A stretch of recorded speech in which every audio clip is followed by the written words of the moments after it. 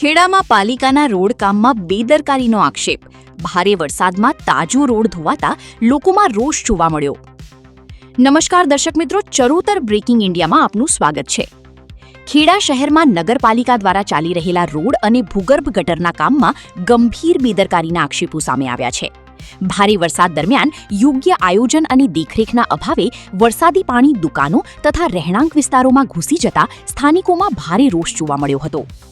સ્થાનિકોના જણાવ્યા મુજબ રસ્તાનું કામ ગુણવત્તાયુક્ત રીતે પૂર્ણ ન થતાં વરસાદી પાણીના નિકાલની યોગ્ય વ્યવસ્થા થઈ શકી નહોતી, જેના કારણે અનેક દુકાનો અને મકાનોમાં પાણી ઘૂસી જતા નુકસાન થયું હોવાના આક્ષેપો કરવામાં આવ્યા છે. વધુમાં પાલિકાના એન્જિનિયર, કન્સલ્ટન્ટ અને કોન્ટ્રાક્ટરની ગેરહાજરીમાં ભારે વરસાદ વચ્ચે મજૂરો દ્વારા રોડનું કામ ચાલુ રાખવામાં આવતા સ્થાનિકોએ વિરોધ નોંધાવ્યો હતો. સમગ્ર મામલો ચીફ ઓફિસર બિજલ પટેલ સુધી પહોંચતા તાત્કાલિક પાલિકામાં બેઠક બોલાવવામાં આવી હતી. બેઠકમાં જવાબદારો સામે કાર્યવાહી કરવા અંગે ચર્ચા થઈ હોવાનું જાણવા મળ્યું છે. સ્થાનિકોમાં હવે સવાલ ઉઠી રહ્યો છે કે જાહેર નાણાંથી બનેલા રોડનું કામ જો વરસાદમાં જ ધોવાઈ જાય તો તેની ગુણવત્તાની જવાબદારી કોની?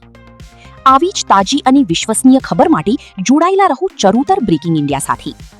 ચાલુ વરસાદમાં કોન્ટ્રાક્ટર દ્વારા પરાવ દરવાજા વિસ્તારમાં જે કામ કરવામાં આવ્યું હતું, એટલે કામ કરતા હતા અને વરસાદ પડ્યો એવું એમનું કહેવું છે.